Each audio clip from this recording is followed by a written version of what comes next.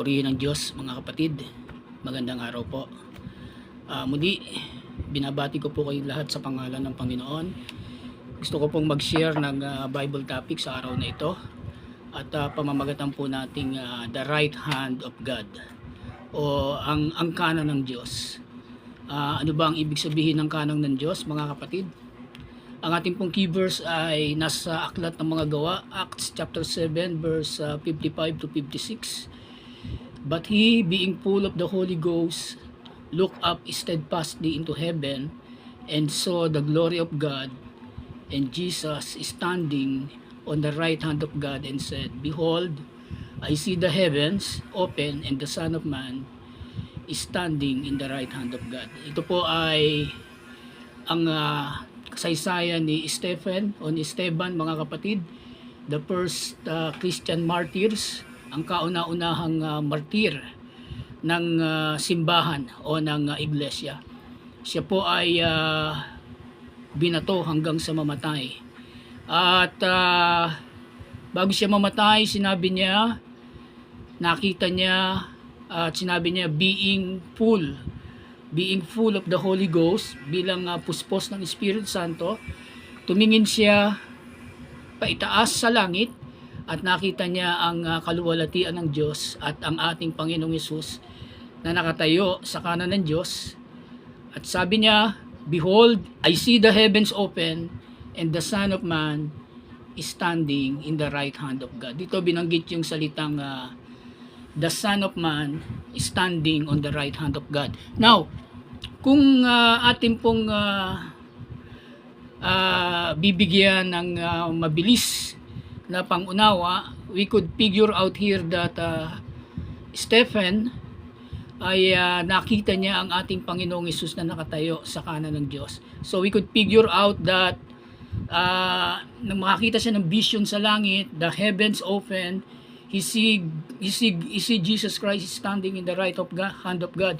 So we will invoke here that the Lord Jesus Christ, siya po ay nakatayo sa kanan ng Diyos. Now, yung pong kanan ng Diyos mga kapatid, ayon po sa Apostles' Creed, yung salitang he sits at the right hand of God, meron po itong it has both theological and practical implication. The right hand is seen as a place of honor and status throughout the biblical text. When the Bible makes a statement that Jesus is standing on the right hand of God or right hand of the Father, it is affirming that he has equal status to the Father within the Godhead. Yan po ang sabi ng Apostles' Creed, no? Yung daw pong he sits at the right hand of God the Father the Almighty, meron daw po itong theological and practical implication. Dahil yung right hand po, it is a place of honor and status throughout the biblical text. Kaya ang Panginoon ang nakatayo sa kanan ng Diyos, sa kanan ng Ama, ina-affirm nila na ang Panginoon ay mayroong parehas na kalagayan ng Ama sa Godhead. So, they are trying to say na mayroong dalawa na nandoon sa trono, ang Ama at ang Panginoong Hesus na nakatayo sa kanan ng Diyos. Now, maraming mga verses sa Bible mga kapatid that suggest o na nagsasabi na ang ating Panginoon ay nakatayo sa kanan ng Diyos. Hebrew 1:3, who being the brightness of His glory and the express image of His person, and upholding all things by the word of His power, when He had by Himself purged our sins, sat down on the right hand of the Majesty on high. Hebreo 1:3, malinaw doon, sinabi na ang ating Panginoon ay umupo sa kanan ng kaluwalhatian sa kaitaasan. Hebreo 12:2, looking unto Jesus, the honor and the finisher of our faith, who for the glory that was set before Him, endured the cross, despising the shame, and is set down at the right hand of the throne of God. Another Bible proof ng ating Panginoon ay umupo o lumuklok sa kanan ng Diyos. 1 Peter 3:22, who is gone in heaven and is on the right hand of God, angels and authorities and powers being made subject unto Him. Siya po ay pumaroon sa langit, referring to our Lord Jesus Christ, at siya po ay nasa kanan ng Diyos. Ang mga anghel at ang kapamahalaan at ang kapangyarihan ay nasa kanyang ilalim, o nasa kanyang are made subject unto Him. Ito lamang po yung mga following verses na ang ating Panginoon ay naupo sa kanan ng Diyos. But if we will going to study it magkakaroon tayo ng critical thinking, mga kapatid, yung bang tatanungin natin, kailan umupo ang ating Panginoong Hesus sa kanan ng Diyos? It is a permanent set up in heaven. Ito bang na mayroong Diyos Ama na makapangyarihan sa lahat at ang ating Panginoon ay nakaluklok o nakatayo o nakaupo sa kanan ng Diyos? Ito ba ay permanent set up sa langit? If we will going to study the Bible, ang ating Panginoon ay umupo sa kanan ng Diyos nung siya ay mamatay at muling mabuhay sa bundok ng Kalbaryo. After His ascension, doon lang siya umupo. So, it means na yung pag-upo ng ating Panginoon sa kaharian ng, o sa trono ng Diyos, sa kanan ng kapangyarihan ng Diyos, is not a permanent setup.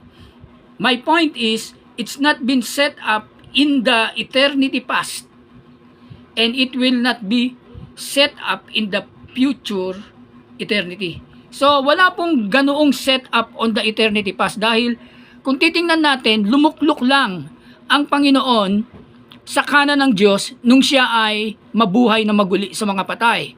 So, confirming the prophecy sa Psalms 110 verse 1. Ano sabi ng Psalms 110 verse 1? The Lord said unto my Lord, sit thou at my right hand until I make thine enemies thy footstool.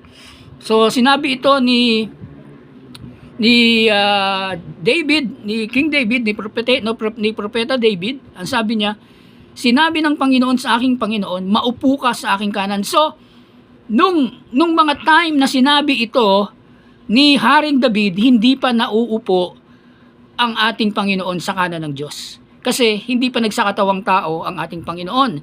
Wala pang Kristo, wala pang Messiah na nagsakatawang tao. No?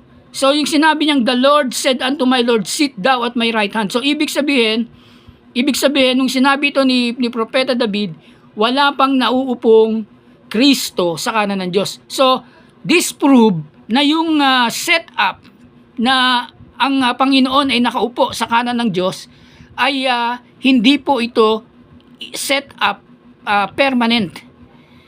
Kasi, it is subject on time. Subject on time dahil sa salitang until. No? Until I make thine enemies thy footstool. So, naupo ang ating Panginoon sa kanan ng Diyos nung siya ay mamatay sa krus at mabuhay na maguli. Sinabi po ito ng 1 Peter 3:22, who is gone into heaven and is on the right hand of God, angels and authorities and powers being made subject unto Him. Doon lamang umupo ang ating Panginoon nung siya mabuhay na maguli sa mga patay. No? And then, ito ay sakop ng panahon yung pag-upo niya. So, it is not a permanent gesture. It is not an eternal gesture sa langit na mayroong trono at mayroong nakatayo sa luklukan ng trono or nakaupo sa luklukan ng trono. Dahil sinabihan lamang ang Panginoon na maupo sa kanan niya nung siya ay mabuhay na maguli sa mga patay. Psalms 110 verse 1, the Lord said unto my Lord, sit thou at my right hand until. Yung salitang until, mga kapatid, it is a Hebrew conjunction or preposition that denotes time. Pagka sinabi mong until, it denotes time. No? Meron itong subject. It is subject into time element. So, hanggang kailan? So, ibig sabihin, yung pag-upo ng Panginoon sa kanan ng Diyos ay mayroong umpisa at mayroong hangganan. Kaya nga, until I make thine enemies thy footstool. Malinaw ito sa 1 Corinthians chapter 15, verse 25. Ang sabi diyan, for He must reign till He had put all enemies under his enemies under his feet. Verse 26, the last enemy that shall be destroyed is death. For he hath put all things under his feet, but when he said all things are put under him, it is manifest that he is accepted. Sino po yun? Yung Ama, which did put all things under him, and when all things shall be subdued unto him, then shall the Son also himself be subject unto him that put all things under him, that God may be all in all. Ano po ang ibig sabihin nito? Yung pagluklok ng Panginoon sa kanan ng Diyos, it is not, uulitin ko uli, it is not a permanent gesture. Ito po ay mayroong umpisa at ito po ay mayroong katapusan dahil sa salitang until. Hanggang doon lang, hanggang sa mailagay ang lahat ng kanyang mga kaaway sa ilalim ng kanyang mga paa. That will be the end of the kingdom of the Lord Jesus Christ. Ang tinutukoy po natin yung kanyang pagiging anak, his office being son. Dahil sabi dyan sa 15:25 to 28, for he must reign till he had put all enemies under his feet. Ang huling kaaway na lilipulin ay ang kamatayan. Pagka ang lahat ng mga bagay ay nailagay na sa ilalim ng kanyang mga paa, itinangi yaong naglagay ng mga bagay sa ilalim ng kanyang mga paa.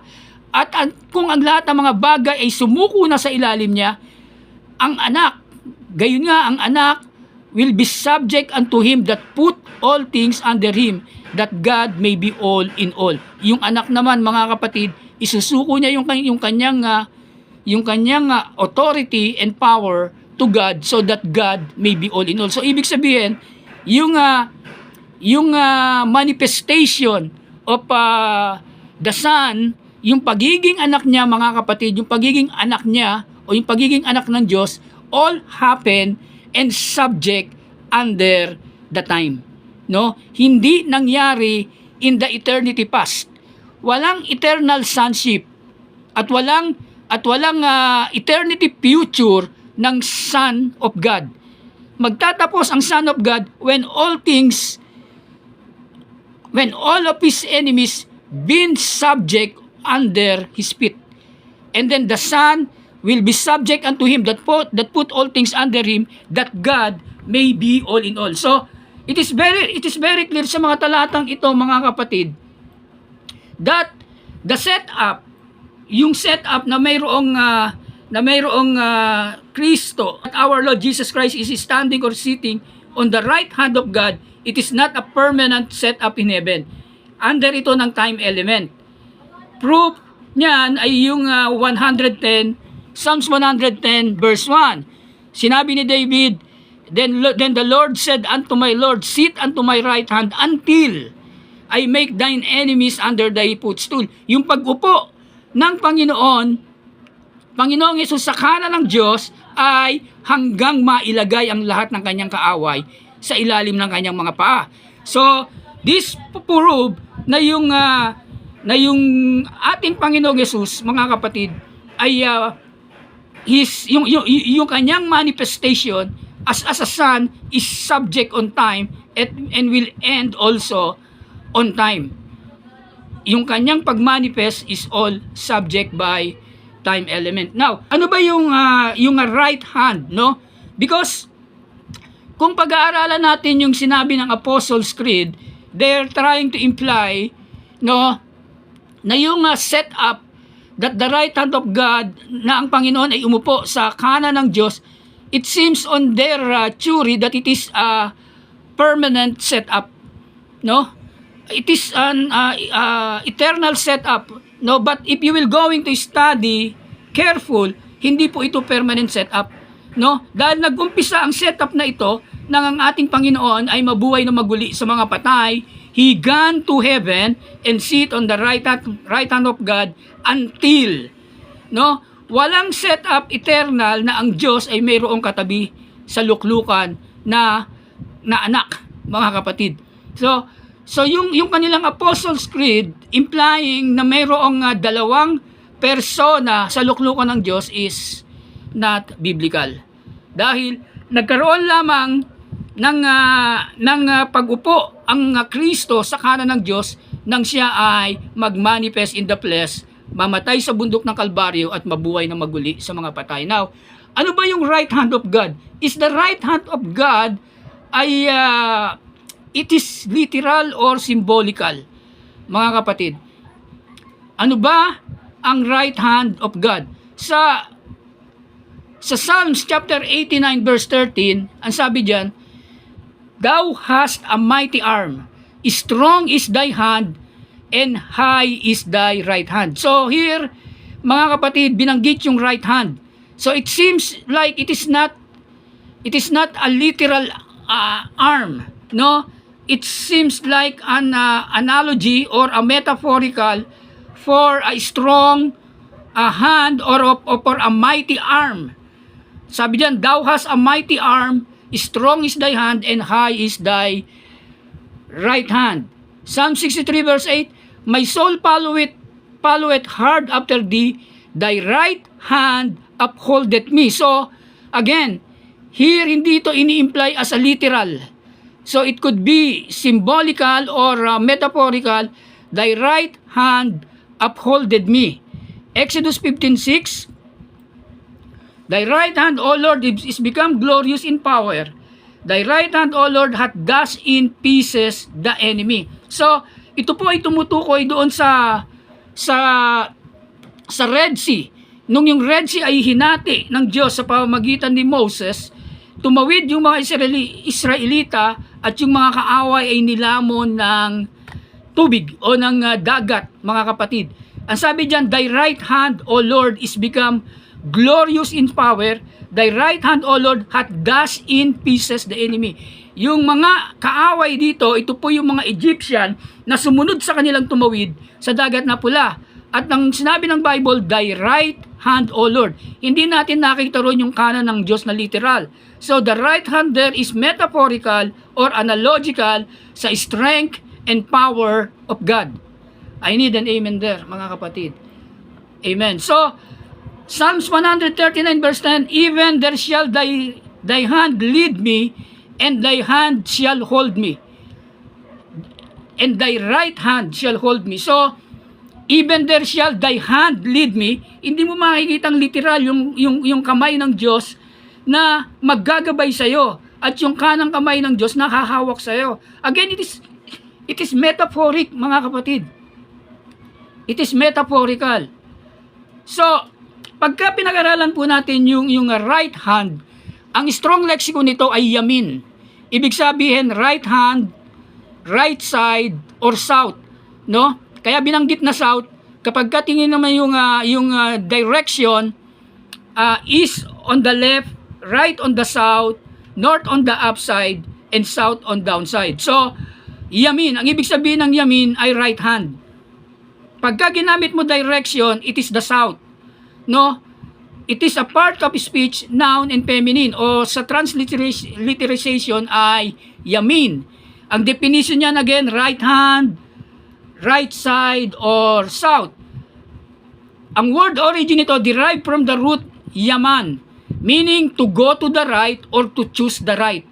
As ang corresponding Greek nito, mga kapatid, it refers to the right hand or right side, often used in the New Testament to convey similar meanings of power and authority. So, ang corresponding Greek nito, mga kapatid, ay desius.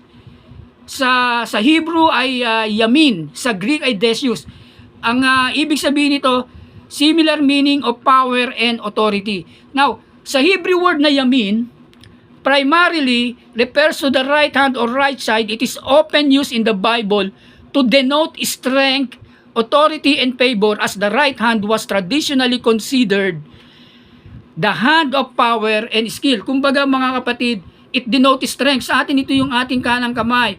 It denotes strength. Kung ikaw ay kanan yung madalas mong gamitin, ang right hand mo, it is your strength, your favor, o traditionally considered the hand of power and skill, mga kapatid. So, yun po yung ibig sabihin ng right hand.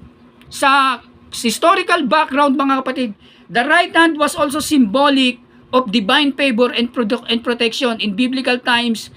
Sitting at someone's right hand was a position, prestige, and authority as seen in royal courts and among disciples. So, pagka sinabing maupo ka sa kanan, ito po ay position of prestige and authority. Not literally na nakaupo ka sa kanan. So, it was a symbolical divine favor and protection. Kaya sa Psalm 16:8, tingnan nyo itong maigi mga kapatid. Yung Psalm 16:8 ay messianic prophecy. Isang propesya na tumutukoy din sa ating Panginoong Hesus. Sinabi diyan ni David, I have set the Lord. Yung Lord diyan ay all capital. Meaning, ibig sabihin, sa pinag-aralan natin lately, yung Lord diyan ay si Yahweh. I have set the Lord always before me because He is at my right hand. I shall not be moved. Ang sabi ni David, inilagay ko ang Panginoon palagi sa aking harapan. Dahil siya ay nasa aking kanang kamay at ako ay hindi matitinag. So, it was first implicate to David. Sinabi ni David, ang aking Panginoon o si Yahweh, ang aking Yahweh, ang aking Adonai ay palaging nasa harap ko. Dahil siya ay nasa aking kanang kamay. Kung yung kanan o yung right hand is literally literally mga kapatid, right side, magkakaroon tayo ng contrast dito. Ibig sabihin si David, yung Panginoon nilagay niya sa kanyang kanan. So halimbawa ako si David, ang Panginoon ay nasa aking kanan. So ang Panginoon ko is on my right side, on this side. And then kung ang Panginoon ko ay nasa aking kanan, logically ako ay nasa kaliwa ng Panginoon. That's to David, no? If i-play mo kay David, walang problema kung si David yan. Pero dahil itong talatang ito, it's also a messianic prophecy, quote in Acts chapter 2, verse 25, sabi diyan, for David speaketh concerning him. Si David nga ay nagsalita patungkol sa kanya. Sino yon? Ang ating Panginoon. Sabi niya, I foresaw the Lord always before my face. Ibig sabihin, yung mga salitang ito ay sinabi ni David para sa Messiah. So yung Acts 2:25 sabi diyan, I foresaw the Lord always before my face, for He is on my right hand, that I should not be moved.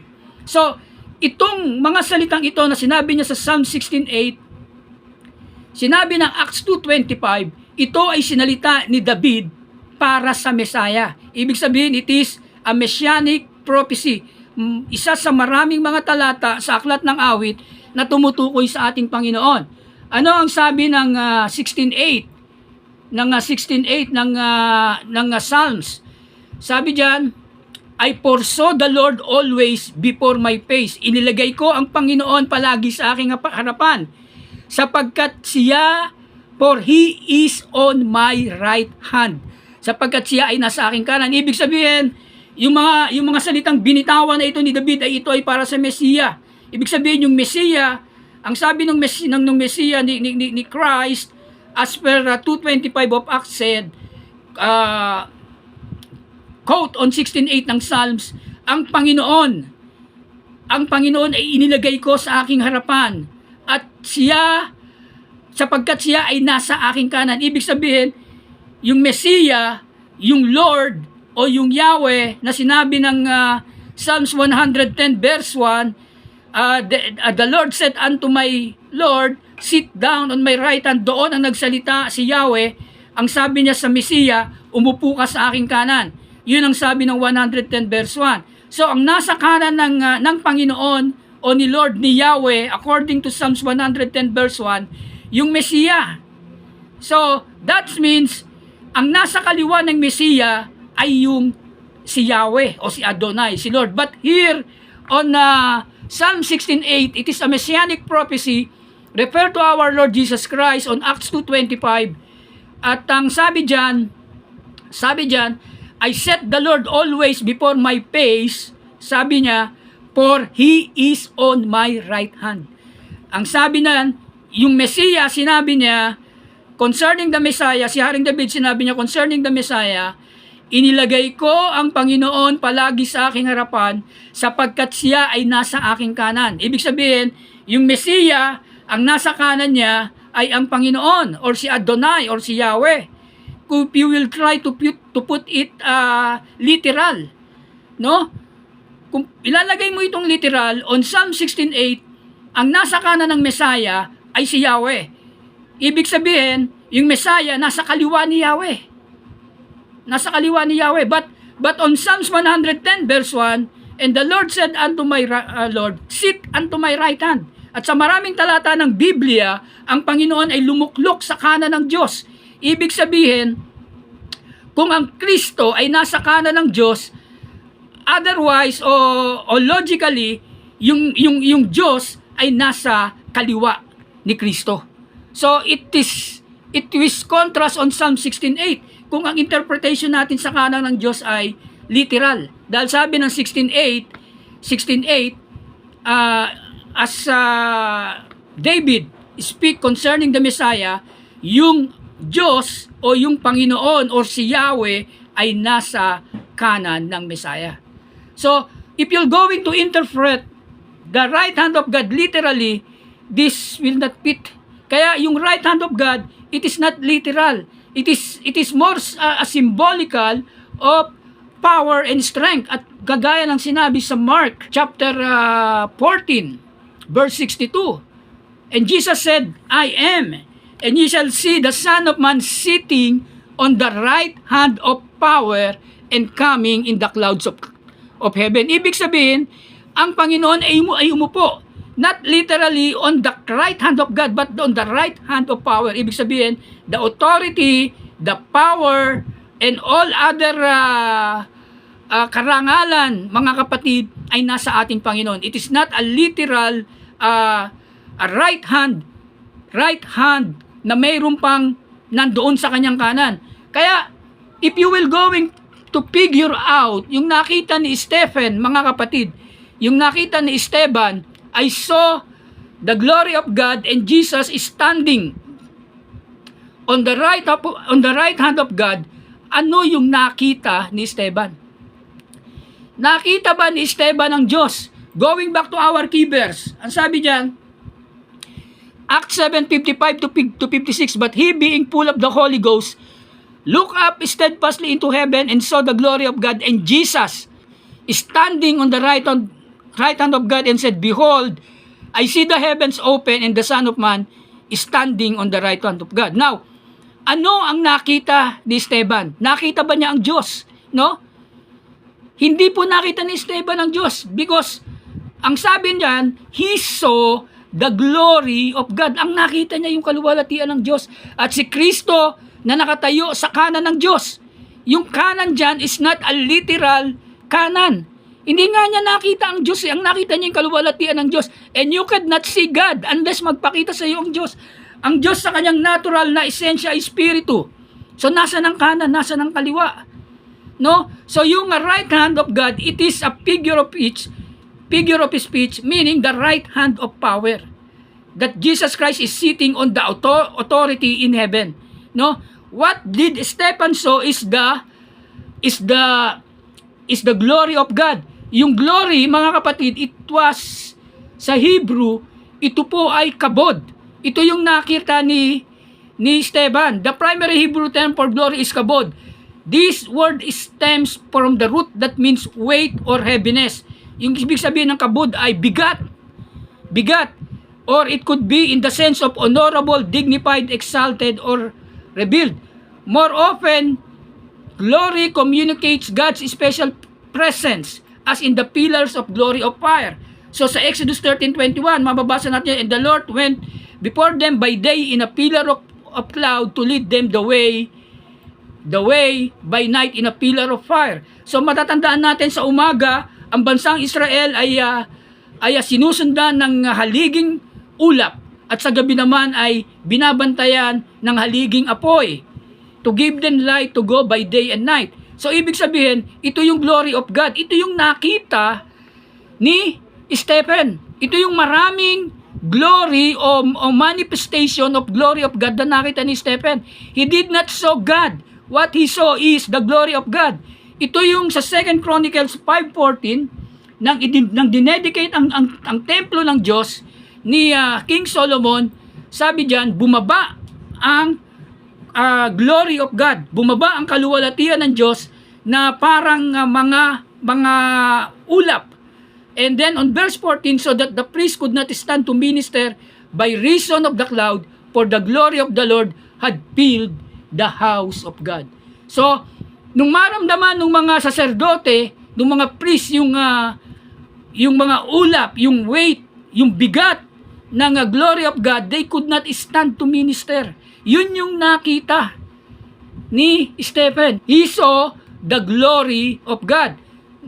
He saw Jesus standing on the right hand of God. So, sino ang nakita ang malinaw na nakita ni Stephen sa Acts 7? Ang sabi diyan, he saw Jesus standing in the right of God, in the right hand of God. So, yung right hand of God, it is not a literal position or a literal right hand of God, but it is more on symbolical, the right hand of power. So, sino ang nakita niya? Ang malinaw na nakita niya, ang ating Panginoong Yesus. Acts 7:59.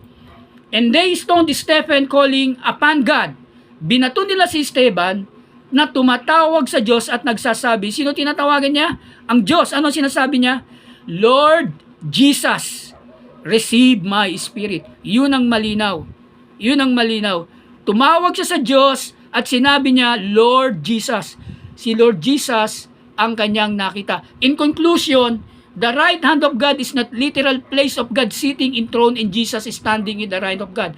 But it is our Lord Jesus sitting in the right hand of power. As what it said in Mark chapter 14 verse 62. And Jesus said, I am ye, and ye shall see the Son of Man sitting on the right hand of power and coming in the clouds of heaven. In conclusion, mga kapatid, in addition, wala pong eternal setup na mayroong Diyos Ama at mayroong Kristo na nakatayo sa kanyang kanan, literally. Because in the book of Genesis, in the beginning, God created the heaven and the earth. Before the time, wala pong ganyang setup. Nangyari lamang po yung setup ng yan nang ang Panginoong Yesus ay magsakatawang tao, mamatay sa krus at mabuhay na maguli sa mga patay. He goes up in heaven and sit on the right hand of God. At yung pag-upo niya sa right hand of God, it is symbolical of the right hand of power and majesty. Wala pong Diyos sa kanyang kanan. Dahil it will, kung ito ay literal, it will contradict Psalms 16:8. Yung Yahweh o ang Panginoon ang nasa kanan ng Messiah. So logically, yung Yahweh o si Yahweh o yung Messiah ay nasa kaliwa ng Yahweh. It will contrast Psalms 110 verse 1, sit unto my right hand. Ibig sabihin, yung Messiah ay nasa kanan ng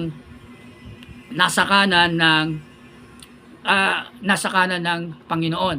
It will contradict dahil sa Psalm 16:8, if you're going to interpret it literal, yung Panginoon ay nasa kanan ng Messiah. It goes other way. Amen. Praise God. So, it is clear that the right hand of God is a symbolical that represents the right hand of power. Maraming salamat mga kapatid. Nawa ay meron po kayong napulot at naintindihan sa ating pinag-aralan. Sa Diyos po ang kapurihan. In Jesus' name, Amen.